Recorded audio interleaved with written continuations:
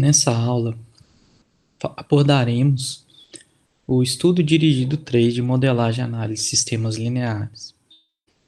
Esse estudo dirigido busca aprofundar, o estudo das especificações de desempenho de sistemas de segunda ordem.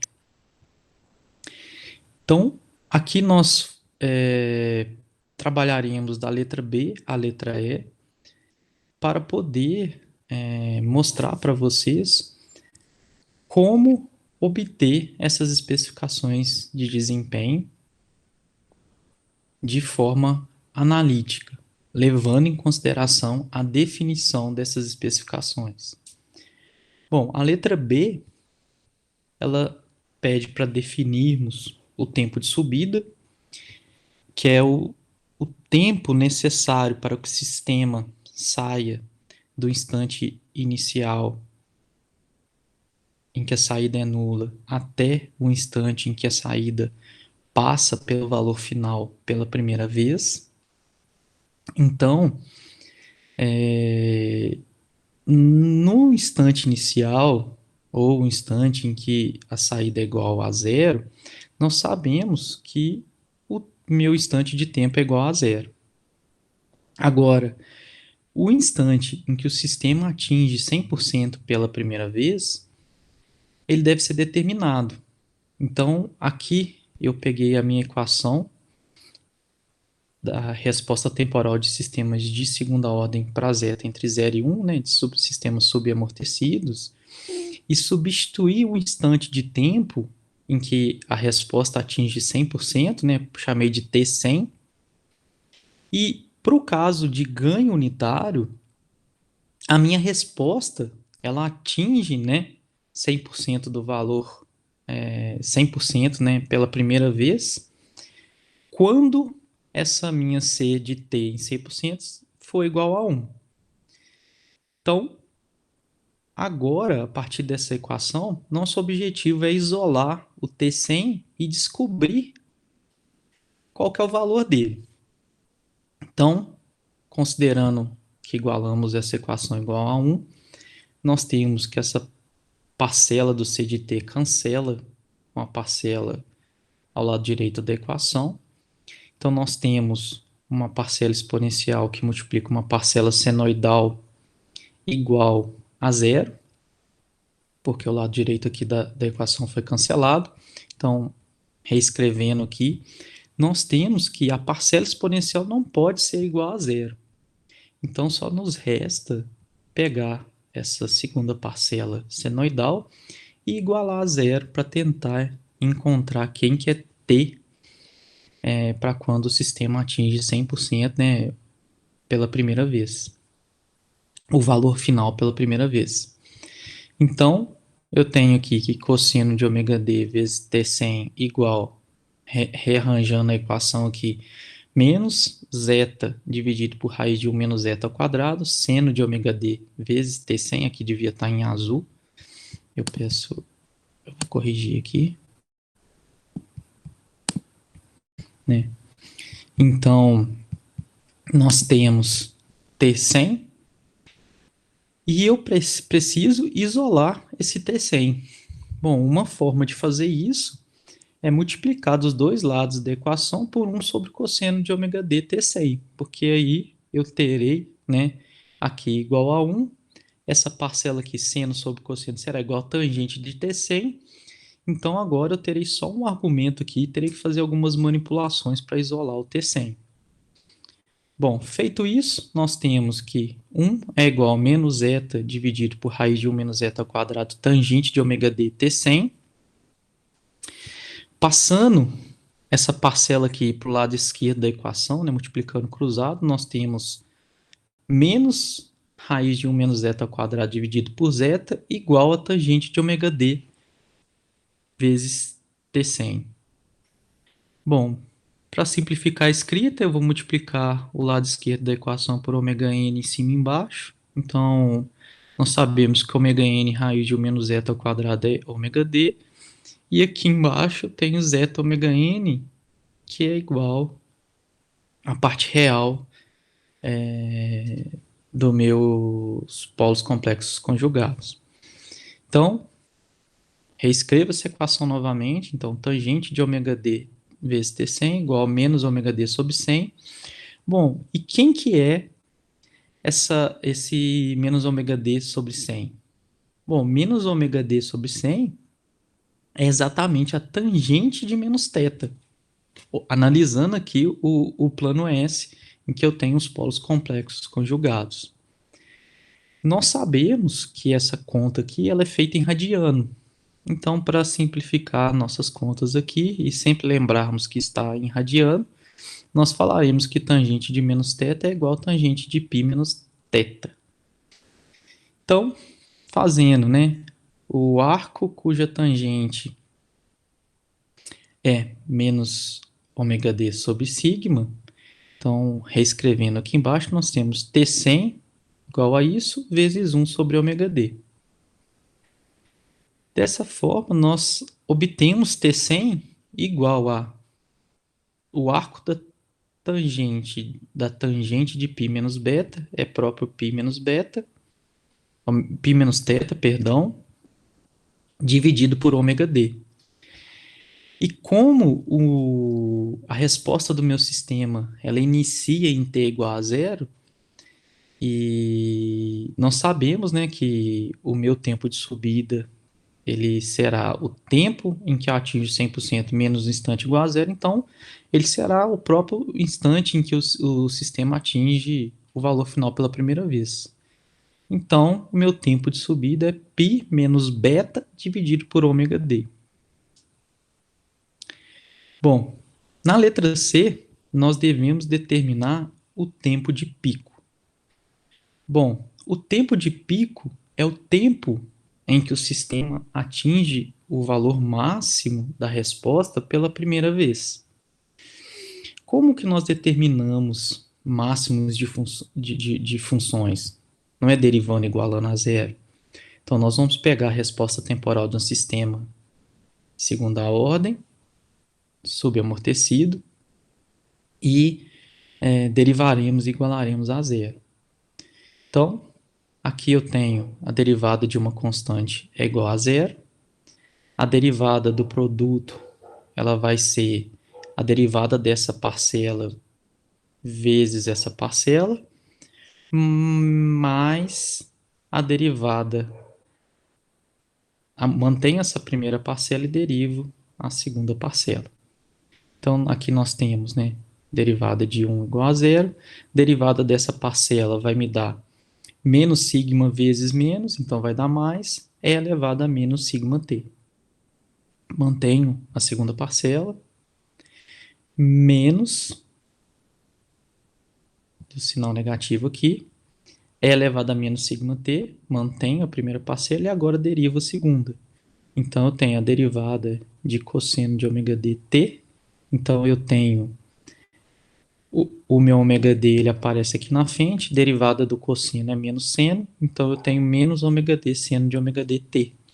Mais, repito, sigma sobre ômega d, derivada de seno de ômega dt, então eu tenho aqui a derivada de ômega dt é igual a ômega d, então aparece aqui fora. Derivada do seno de ômega dt é cosseno de ômega dt. Essas duas parcelas se cancelam e isso aqui tudo é igual a zero. Bom, aplicando a propriedade distributiva, né, em cada uma dessas parcelas, então a parcela exponencial vezes as parcelas senoidais aqui, nós teremos primeiro sigma é elevado a menos sigma t cosseno de ômega dt, que é esse primeiro produto. Depois, sigma ao quadrado dividido por ômega d é exponencial de menos sigma t vezes seno de ômega dt. Então, consegui fazer aqui a primeira multiplicação. Agora vamos para a segunda parcela. Então, eu tenho aqui e elevado a menos sigma t vezes menos ômega d seno de ômega dt. Então, isso aqui menos com menos não dá mais. Então, ômega d elevado a menos sigma t vezes seno de ômega dt. Menos com mais dá menos. Então, terei constante, sigma, que multiplica elevado a menos sigma t vezes cosseno de ômega dt. Isso aqui tudo igual a zero. Bom, observamos que a primeira e a última parcela são idênticas, então iremos cancelar essa parcela. Reescreveremos essa equação, conforme mostrado aqui abaixo. Isso aqui é igual a zero. E agora nós temos um termo em comum, mais um termo em comum, que é o e elevado a menos sigma t, exponencial exponencial elevado a menos sigma t. Então, colocando em evidência, nós teremos essa parcela exponencial com essa parcela senoidal. Nós sabemos que a parcela exponencial não pode ser nula, então somente essa parcela da direita aqui pode ser igual a zero. Fazer com que minha função seja nula. Pegando essa parcela, reescrevemos, observamos que temos ainda um termo em comum, que é o seno de ômega dt. Então, colocando o seno de ômega dt em evidência, vezes a parcela constante, nós temos que essa parcela constante não pode ser igual a zero, ela será sempre diferente de zero. Então, nós só teremos essa função aqui igual a zero se seno de ômega dt for igual a zero. E nós sabemos que o seno de ômega dt é igual a zero somente em ômega t igual a zero ou, né, fazer uma correção aqui, ou ômega t igual a zero, ou π, ou 2π, ou 3π, e assim sucessivamente. Então eu sei que para t igual a zero é um ponto de mínimo. Então não serve. Se nós avaliarmos lá na nossa função, no instante, na minha resposta temporal, no instante inicial, a minha saída é igual a zero. Então é ponto de mínimo, não me interessa. Agora, se t é igual a π sobre ômega d, se eu olhar aqui a resposta temporal, eu estou aqui no valor máximo. Dessa forma, eu sei que aqui é um ponto de máximo. Com isso, para t igual a π sobre ômega d, eu tenho meu instante de pico. Com isso, que é o primeiro ponto em que a derivada é igual a zero, né? Na verdade, o segundo ponto, que a derivada é igual a zero. Então, o tempo de pico é π sobre ômega d, ou π dividido por raiz de 1 menos zeta ao quadrado. Bom, na letra D, devemos determinar qual que é a constante de tempo do meu sistema.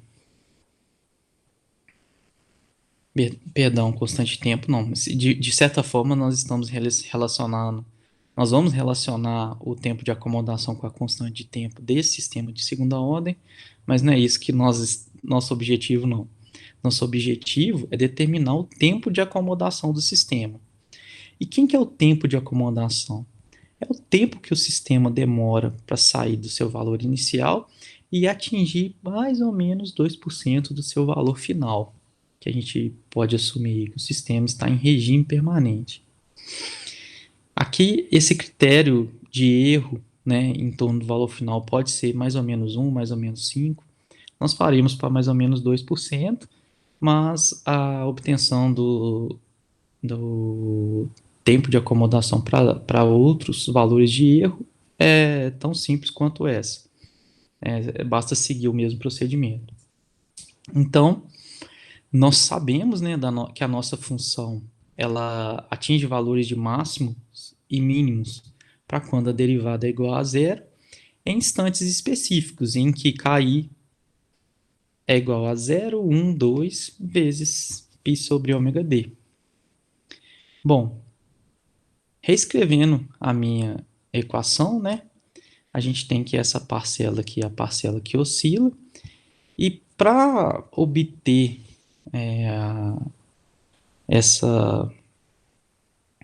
esse tempo de acomodação por meio dessa parcela aqui é complexo, porque ela, se eu não tiver a parcela exponencial, ela oscilará indefinidamente.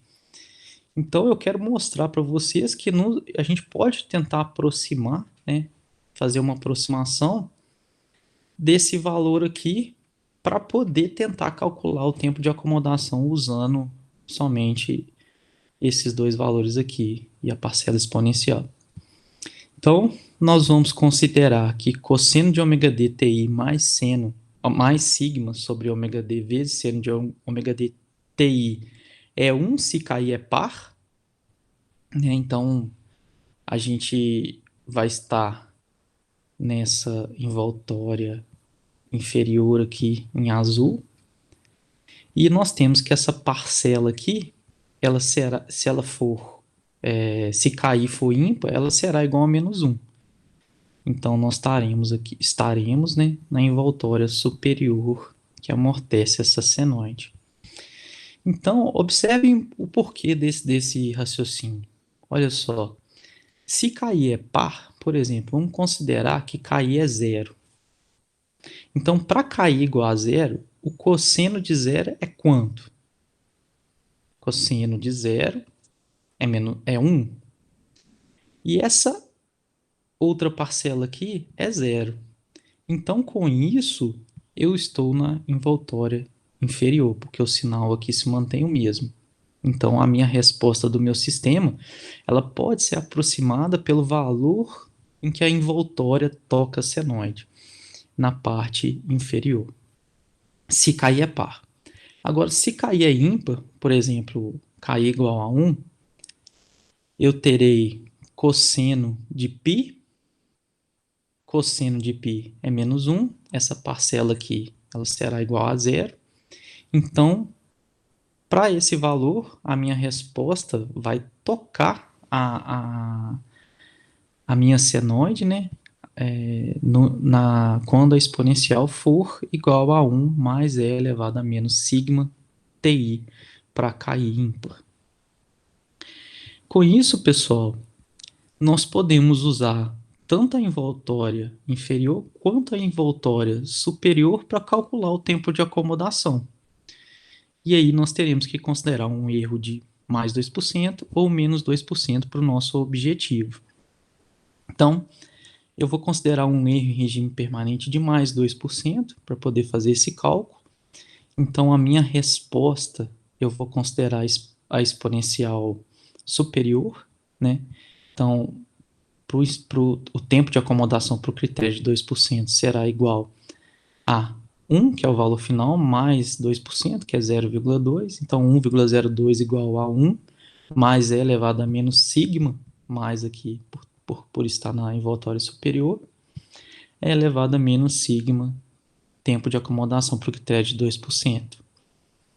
Bom, manipulando aqui, nós teremos que, passando 1 para a esquerda, essa parcela aqui será igual a 0,02.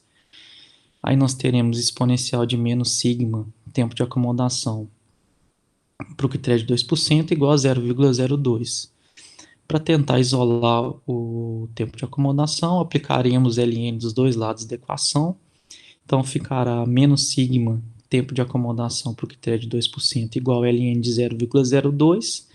Então, o tempo de acomodação para o critério de 2% é igual a menos ln de 0,02 dividido por sigma. Essa continha aqui vezes sinal negativo vai me dar 3,9 dividido por sigma, que é aproximadamente 4 dividido por sigma. Bom, lembrando que o sigma é exatamente a parte real dos meus polos complexos conjugados, e nós sabemos de sistemas de primeira ordem que a parte real está relacionada com a constante de tempo do meu sistema. Então, aqui nós temos que 1 sobre zeta ômega n é a constante de tempo do meu sistema de segunda ordem subamortecido. Então, o tempo de acomodação por critério de 2% será igual a 4 dividido por zeta ômega n, ou tempo de acomodação para o critério de 2% é igual a 4 constantes de tempo. Se fosse o critério do erro de 5%, eu teria 3 constantes de tempo. Se fosse o critério de 1%, eu teria né, um instante de tempo, o meu sistema atingiria mais ou menos um valor, mais ou menos 1% do valor final em 5 constantes de tempo. Lembrando que a constante de tempo do sistema de segunda ordem subamortecida é 1 sobre zeta ômega n. Bom,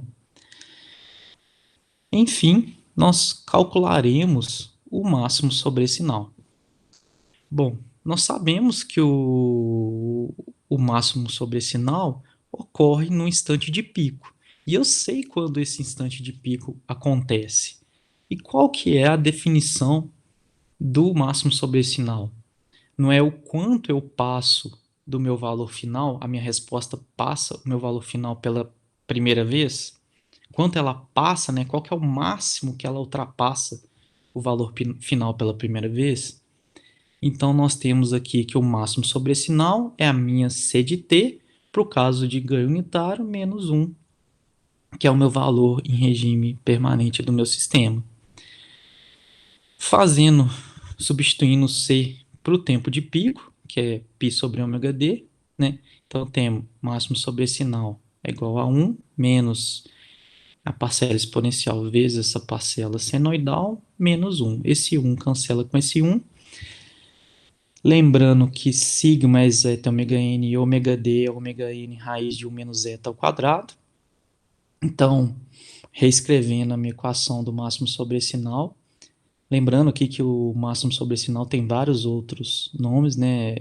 Máxima ultrapassagem percentual, overshoot, né? Então, assim, vocês vão encontrar várias nomenclaturas. Aqui nós vamos chamar de máximo sobre esse sinal. Então, o máximo sobre esse sinal, reescrevendo aqui, será essa parcela exponencial. Para poder simplificar essa parcelinha aqui e deixar mais simples um pouco nossa equação e fazermos chegarmos, né, num resultado sem levar muitas contas, eu vou multiplicar essa parcela do seno aqui por ômega n em cima e embaixo. Esse procedimento a gente já fez. Sabemos que zeta ômega n é sigma, ômega n raiz de 1 menos zeta ao quadrado é ômega d, então somente reescrever aqui embaixo de forma mais simples. O tempo de pico eu substituo, né, por π sobre ômega d, mas quem que é ômega d? Ômega n raiz de 1 menos zeta ao quadrado. Então aqui eu tenho que a minha exponencial elevada a esse valor, o ômega n do numerador vai cancelar com o ômega n do denominador. Então eu terei menos exponencial de zeta π dividido por raiz de 1 menos zeta ao quadrado, vezes cosseno de ômega d, tempo de pico, que é π sobre ômega d, cancelando ômega d com ômega d, nós temos que o cosseno de π é menos 1. A parcela do seno, ela será seno de ômega d, que multiplica π sobre ômega d cancela com ômega d, seno de π é zero. Então, o máximo sobre esse sinal, considerando aqui o sinal negativo, cancela com esse sinal negativo, ele vai ser dado pela exponencial elevada a menos zeta π dividido por raiz de 1 menos zeta ao quadrado. Ou, em porcentagem, basta pegar esse máximo sobre esse sinal e multiplicar por 100.